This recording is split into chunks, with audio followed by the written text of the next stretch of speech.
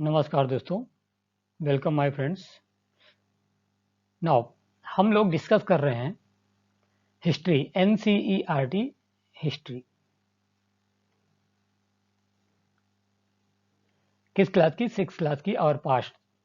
ये chapter number आपका आज 5 है। इससे पहले 4 लेक्चर हो चुके हैं। अगर आपने नहीं देखे हैं तो जाकर उनको देख लीजिए। आगे बढ़ने से पहले दोस्तों, आप हमारे चैनल को लाइक, शेयर, सब्सक्राइब जरूर करें। GS सेंटर चैप्टर नाम है कि हमें बुक्स और बेरियल्स क्या बताते हैं। One of the oldest books in the world. कौन सी है ऐसा कि वर्ल्ड की सबसे पुरानी किताबों में से कौन सी बुक्स हैं ऐसी जिनके बारे में आज हम बात करने जा रहे हैं।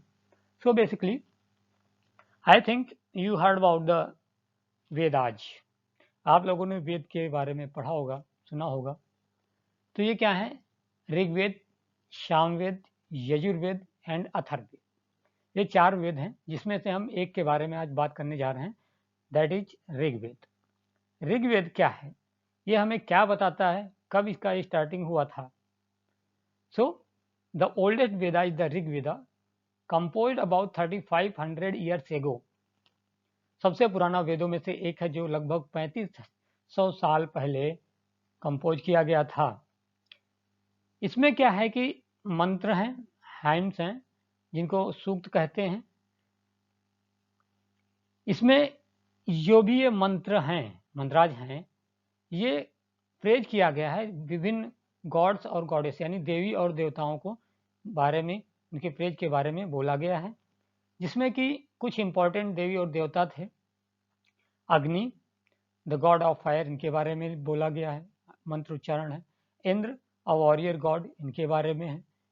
एंड सोम, और ये क्या है, सोमरस के बारे में भी बोला गया है ना। एक स्पेशल प्रकार का ड्रिंक हुआ करता था जो एक पेड़ से बनाया जाता था। नाउ ये कंपोज किसने किया? अगर आपसे किसी ने ये पूछ दिया तो इसको ऋषि मुनियों ने कंपोज किया हुआ था, ये मंत्रोच्चारण को, मंत्रों को। इसी के साथ साथ क्या किया गया, ये रिटर्न फॉर्म में उस टाइम पर नहीं था कि कोई आया पढ़ लिया। ये क्या हुआ, generation to generation carry forward हुआ आगे की तरफ, जिसमें ये स्टूडेंट्स को मेमोराइज कराया जाता था, शिष्यों को, और वो उसको क्या करते थे, वर्ड बाय वर्ड याद करते रहते थे। ठीक है, बहुत ही सावधानी पूर्वक। फिर क्या किया जाता था, बहुत सारे लोग इसको क्या करते थे, लर्न करते थे, इसको सीखते थे, और most of the hands were composed. ठीक है, जो भी कंपोज किए गए, जितने भी बनाए गए मंत्र, उनको अच्छी तरीके से समझा और सीखा। अब इसमें जो मंत्र हैं, ये कुछ जो है मेंस के द्वारा बनाए गए थे और कुछ वीमेन।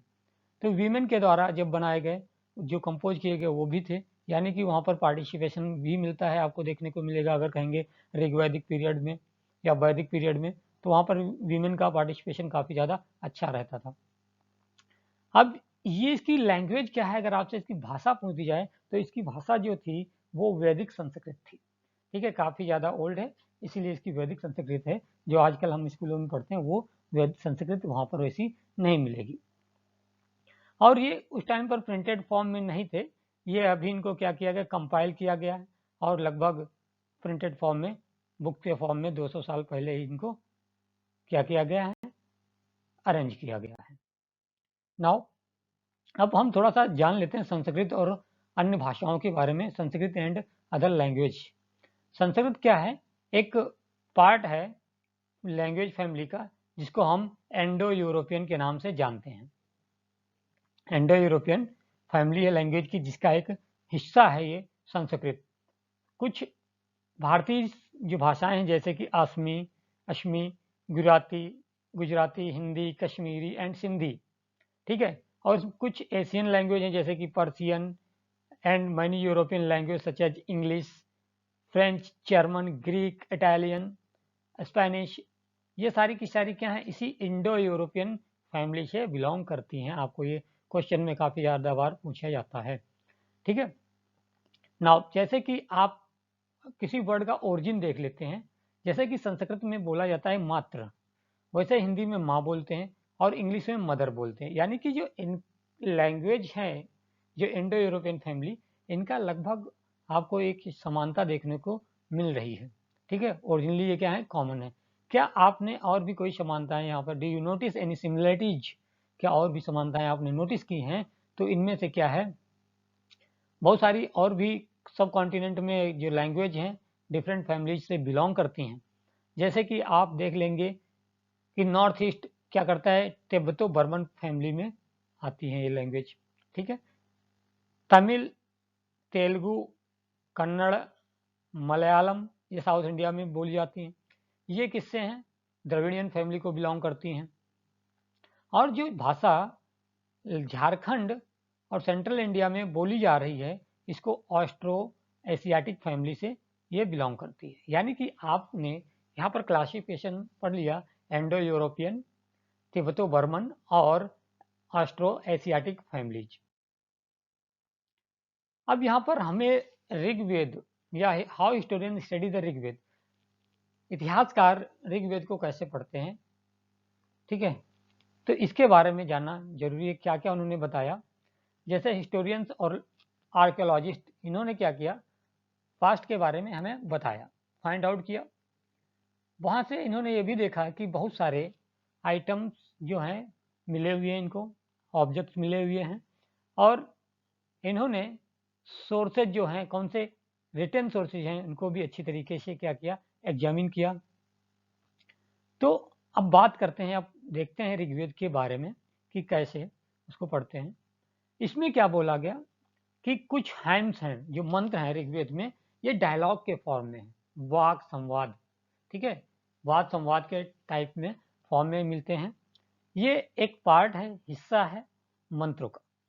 जैसे कि आप मूवी देखते हैं ना, वहाँ पर क्या होता है, डायलॉग होते हैं, है ना, कि तुम्हारे पास क्या है, मेरे पास बैंक है, बंगला है, माँ है ना, ऐसा कुछ डायलॉग यहाँ पर क्या है, दो लोगों के बीच संवाद है। तो ये संवाद जो होता है, एक ऋषि हैं विश्वामित्र, और दो रिवर्स हैं व्यास और सतलज। ठीक है, यहाँ पर देखने को मिलता है, जिनकी क्या की जाती है, वर्शिप की जाती है, पूजा की जाती है एज गॉडेश, देवी के रूप में दोनों रिवर्स का, व्यास एंड सतलज की पूजा की जाती है। वहाँ पर विश्वामित्र संवाद करते हैं, ऐसा मिलता है। यहाँ पर देखिए आपको एक हिस्सा मिल रहा होगा, एक लिखित कुछ रूप में कुछ दिखाई दे रहा है। ये एक पार्ट है किसका, ऋग्वेद का। एक पेज है मनीस्क्रिप्ट का, मनीस्क्रिप्ट है ऋग्वेद की। ठीक है, तो ये ऋग्वेद का है, क्या किस पर लिखा हुआ है, अभी हमने पहले भी कुछ लेक्चर्स में बात की थी। ये बर्च की छाल पर लिखा जाता था, जो बेसिकली कश्मीर से प्राप्त हुई। लगभग 150 साल पहले इसको क्या किया गया, इसको प्रिंट किया गया और इसको संभाल कर रखा गया, और ये इंग्लिश में भी क्या है, ट्रांसलेट किया गया है। करंटली अगर आप इसको देखना चाहेंगे तो ये प्रिजर्व है लाइब्रेरी में पुणे महाराष्ट्र की। ठीक है, ये एक साक्ष्य मिलता है।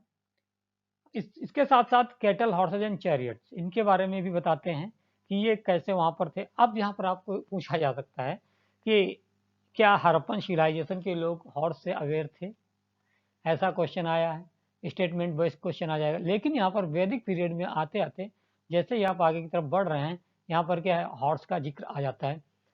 ठीक है, बहुत सारी प्रेयर्स हैं ऋग्वेद में कैटल्स के लिए, बच्चों के लिए स्पेशली, सन्स, है ना, लड़कों के लिए जो होते हैं, एंड हॉर्सेज, घोड़ों के बारे में। उस समय क्या हो रहा था कि हॉर्स का जो इस्तेमाल किया जाता था, वो बैटल फील्ड में काफ़ी ज़्यादा किया जाता था। ठीक है, वो उनको रथ को लेकर क्या जाते थे, चलते थे। तो ये हुआ करता था। इसके बाद जो बैटल्स हुआ करती थी, किस लिए होती थी, बेसिकली कि किसी ने किसी के गाय को चोरी कर लिया, पकड़ के बांध लिया, तो उसके लिए लड़ाई हो गई, है ना। तो इस तरीके से वहाँ पर क्या होते थे, आपस में लड़ाई कर लेते थे, क्योंकि उस समय ही that time cattle was the economy. ठीक है, अर्थ था, उनका धन था, लक्ष्य, वेल्थ बोल सकते हैं। और इसी के साथ साथ में क्या हुआ, यानी कैटल के लिए लड़ाई लड़ी गई, फिर लैंड के लिए लड़ाई लड़ी गई। ठीक है, जो कि क्या हुआ करता था, इंपॉर्टेंट चरागाह हुआ करते थे, और वहीं से क्या होता था कि कुछ क्रॉप्स भी प्रोड्यूस की जाती थी, जैसे कि जौ। और कुछ जो बैटल हैं वो पानी के लिए भी लड़ाई की गई, जिसमें कि कुछ लोगों को पकड़ा भी गया था, बंदी बनाया गया। ठीक है, ऐसा था। अब ये जो धन प्राप्त किया जाता था वो लीडर्स के द्वारा, जो नेता होते थे उनके, जो लीडर होते थे उनके द्वारा क्या किया जाता था, रख लिया जाता था और उसमें से कुछ हिस्सा पुरोहितों को दे देते थे और कुछ लोगों के बीच में जो इनकी जनता होती थी उनके बीच में डिस्ट्रीब्यूट कर दिया जाता था। और इसी के साथ साथ में जो कुछ धन प्राप्त होता था वो क्या होता था कि यज्ञ के परफॉर्मेंस में इस्तेमाल किया जाता था, या सैक्रिफाइस जो बलिदान दिए जाते थे, बलि चढ़ाई जाती थी, उस ऑफर की जाती थी किसमें, फायर में, आग के साथ में, उसमें भी इसका इस्तेमाल होता था। जो कि मतलब है गॉड और गॉडेसेस यानी देवी और देवताओं को।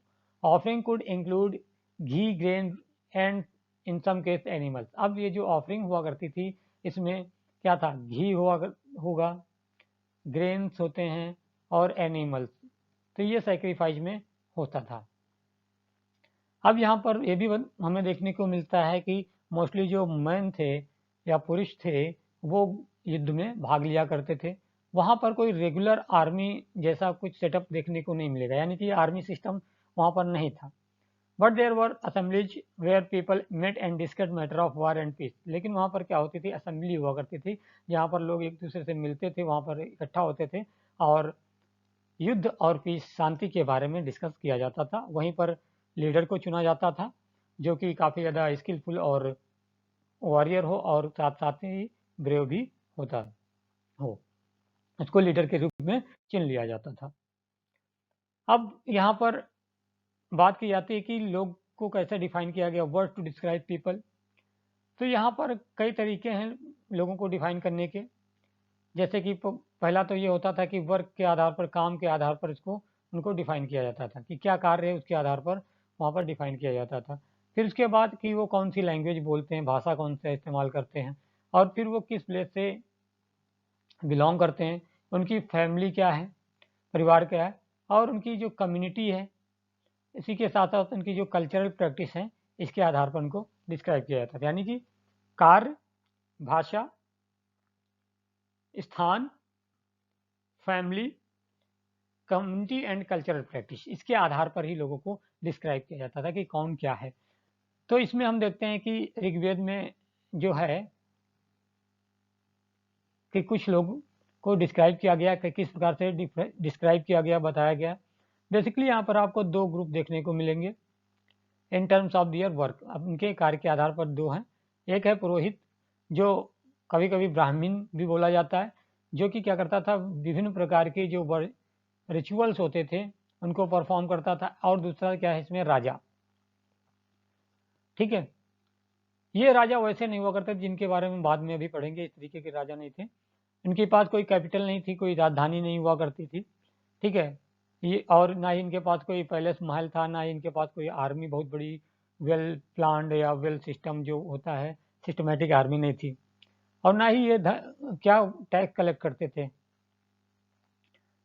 और यहाँ पर एक बात और इम्पोर्टेंट थी कि जो उनका पुत्र होता है वो इनको सक्सीड नहीं कर सकता था। जैसे कि फादर राजा है तो इसका पुत्र ही राजा बनेगा, ऐसा कुछ भी वहाँ पर नहीं था। ठीक है, अब यहाँ पर कम्युनिटी के बारे में डिस्क्राइब किया गया है कि एक जो वर्ड है वो जन है। इसका मतलब ठीक है, one was the word jan which we still use in Hindi and other language. जन प्रजा है ना, द अदर वॉज विश, एक विश है और जन, जन है प्रजा। The word Vysya come from wish, जो वैश्य है, जो बनिया आप बोलते हैं, वो कहाँ से आया है, विश से आता है।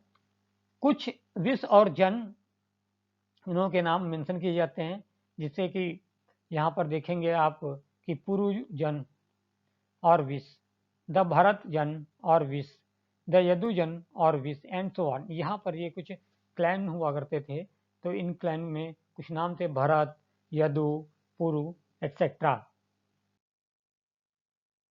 फिर इसी के बाद बात करेंगे कि do any of this name sound similar, क्या इनमें से कोई नाम से आपको सिमिलर प्रतीत होते हैं। जैसे कि आप यहाँ पर देखेंगे the people who compose the hands, जो लोग मंत्रों का कंपोज करते थे या उच्चारण करते थे, तो वहाँ पर डिस्क्राइब देमसेल्फ एज आर्यज, वो अपने आप को आर्य बोलते हैं कि हम श्रेष्ठ हैं, ऐसा वो बोलते थे। और जो उनका अपोनेंट होता था, उनका विरोधी जो होता था उसको दास या दास्युज बोलते थे।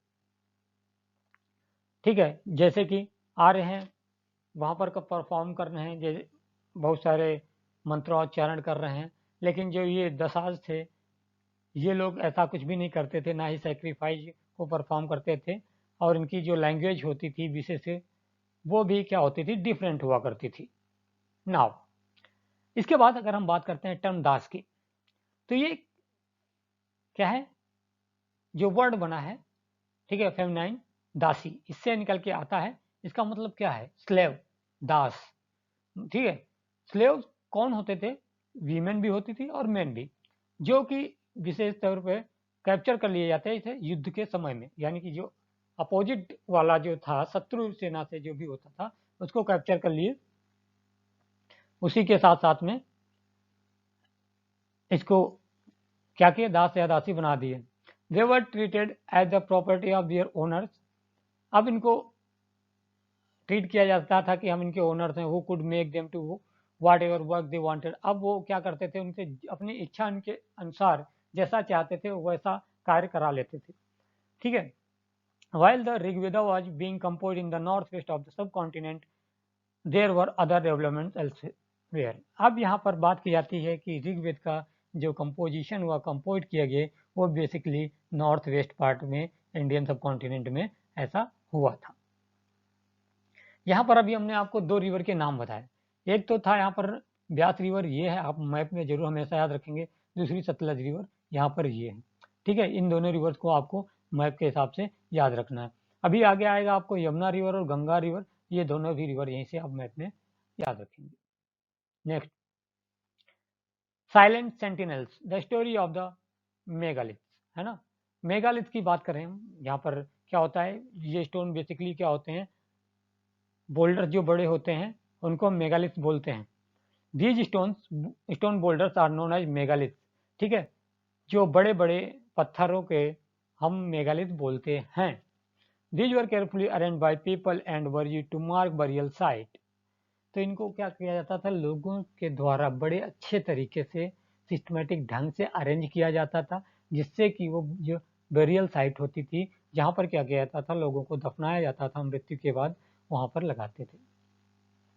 ठीक है, ये जो प्रैक्टिस है मेगालिथ इरेक्टिंग की, ये लगभग 3000 साल पहले देखने को मिलती है and was prevalent through out the Deccan, और ये साउथ इंडिया में डेक्कन में आपको काफ़ी ज़्यादा देखने को मिलेगी।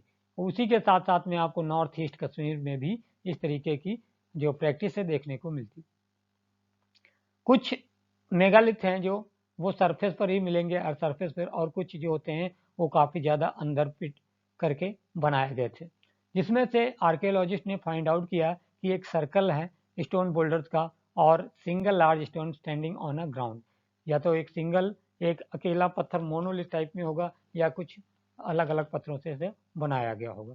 इसका मतलब ये होता था कि लगा दिया जाता था पत्थर पे, यहाँ पर जैसे कोई बरियल साइट है, यहाँ पर एक स्टोन लगा दिया गया, जिससे ये पता चलेगी कि ये इंडिकेशन है यहाँ पर कोई क्या है, दफनाया गया है।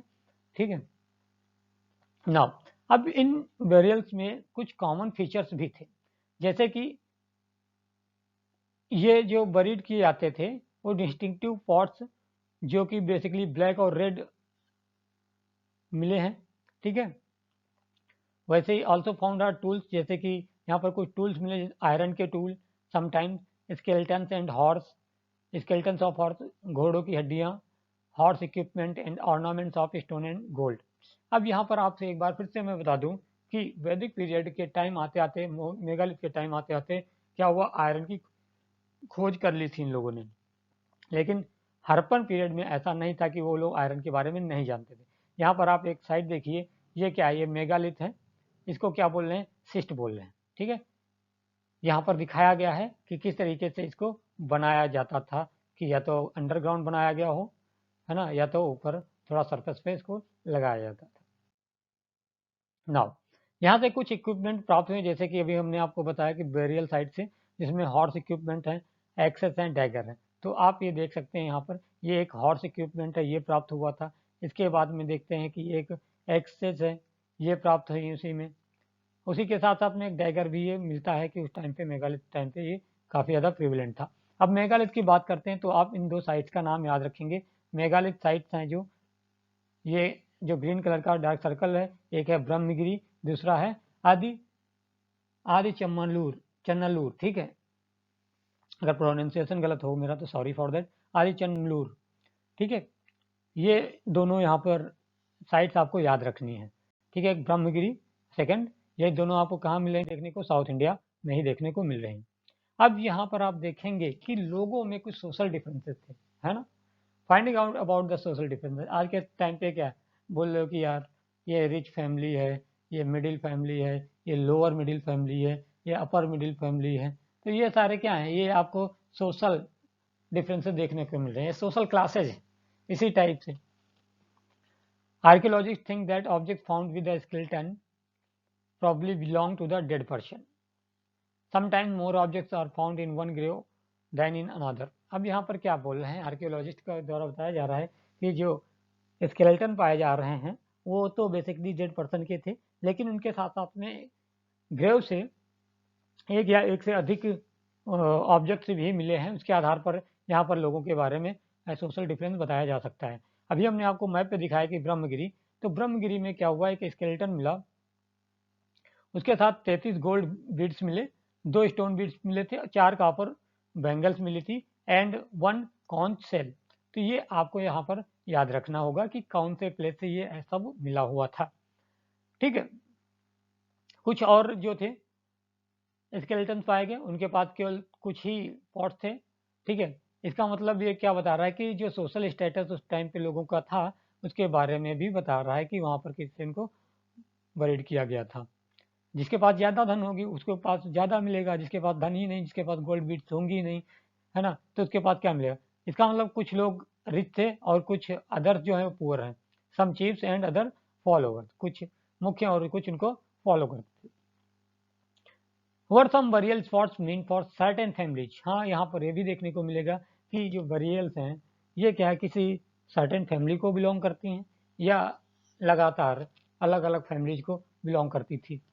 तो यहाँ पर मेगालिथ में कभी कभी क्या हुआ, मोर देन वन स्केलेटन भी पाए गए हैं, जिसका मतलब ये दर्शाता है कि perhaps belonging to the same family, ये तो ये एक ही फैमिली से हैं, इनको एक ही प्लेस पे क्या किया गया? दफनाया गया है, बट एक टाइम पर नहीं किया गया। अब क्या है, यहाँ पर कोई एक प्लेस हुआ होगा, पहले यहाँ पर किसी एक पर्सन को एक्स वाई जेड, बट यहाँ टाइम पीरियड क्या हो गया? A B C time period पे इनको दफनाया गया होगा।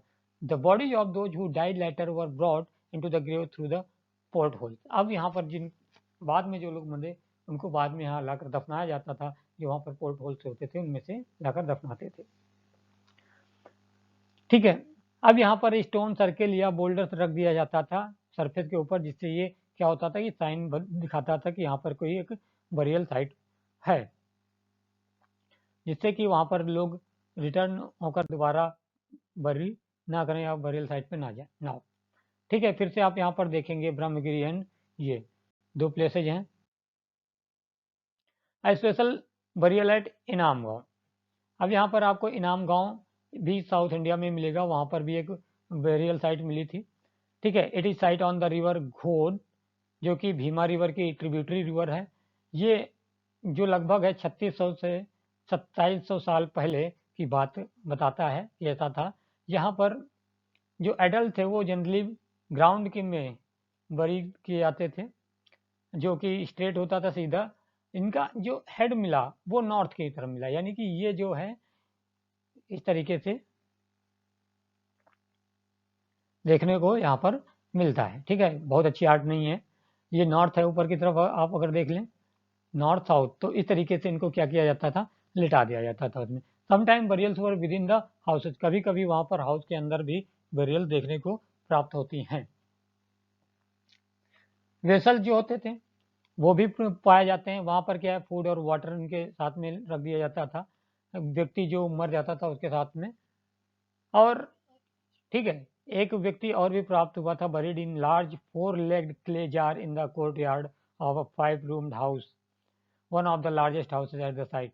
तो यहाँ पर एक क्या था कि एक बड़ा सा घर था, वहाँ पर एक व्यक्ति मिला, उसको भी दफनाया गया था। तो इस तरीके से यहाँ पर क्या है, एविडेंसेस प्राप्त हुए आर्कियोलॉजी में, हिस्ट्री में। In the centre of the settlement, जो वहाँ पर सेंटर उठा होगा उस सेटलमेंट का, वहाँ पर ऐसा पाएगा। This house also had a granary, इस घर में क्या पाई गई, ग्रैंडरी भी पाया गया, जहाँ पर अन्नागार जिसको बोलते हैं। The body was placed in a cross legged position, और ये बॉडी जो है क्रॉस लेग्ड पोजिशन में मिली थी। अब इनाम गांव के लोगों का ऑक्यूपेशन क्या था, तो यहाँ पर क्या है कि आर्कियोलॉजिस्ट को wheat, barley, rice, pulses, millets, peas and sesame, यानी कि गेहूं, जौ, चावल, दाल, मिलेट्स, पीज एक्सेट्रा प्राप्त हुए हैं। उसी के साथ साथ में जानवरों की भी बोन्स प्राप्त हुई हैं, जिनमें बहुत सारे में कट मार्क बना हुआ है, कि इसका मतलब ये दिखाता है कि इनको फूड के रूप में इस्तेमाल किया जा सकता था, फूड के रूप में, यानी मीट जिनसे निकाला जाता होगा। इनमें से कुछ कैटल और बुफेलो भी हैं, goat, sheep, dog, horse, ass, pig, sambar, spotted deer, black bird, antelope, hare and mongoose besides. ठीक है, ये आपको याद रखने की यहाँ पर क्या है, एस है, एस की भी जानकारी वहाँ पर थी, पिग भी थे, sambar, spotted deer, black buck, antelope, hare and mongoose. इसके अलावा बर्ड्स हैं, क्रोकोडाइल, टर्टल, क्रैब और फिश। ये क्या है, सारे के सारे वहाँ पर एविडेंस प्राप्त होते हैं, यानी कि फिशिंग भी करते थे। There is evidence that fruit such as ber, amla, jamun, dates and variety of berries were collected. इसका मतलब क्या था कि ये हंटर एंड गैदरर नहीं रहे होंगे, इनका सेटलमेंट बना, इसके बाद इन्होंने एग्रीकल्चर जो इनका ऑक्यूपेशन था उसको परफॉर्म किया। ठीक है दोस्तों, जीएस सेंटर को लाइक, शेयर और सब्सक्राइब जरूर करिए। और एंड करने से पहले आपको एक क्वेश्चन मिलेगा यहाँ पर, इसमें मैच द कॉलम्स है। अभी हमने जितना भी बात किया, अभी तक आपने जो भी चैप्टर में पढ़ा है, उसी के आधार पर यहाँ पर ये क्या है, आपको क्वेश्चन मिल रहे हैं, ये एनसीईआरटी के ही क्वेश्चन है। इनको सॉल्व करने की कोशिश कीजिए और कमेंट बॉक्स में आंसर बताइए। जिसका कमेंट सही होगा उसको मैं लाइक जरूर करूँगा। दोस्तों बने रहिए हमारे साथ। Thank you so much, take care.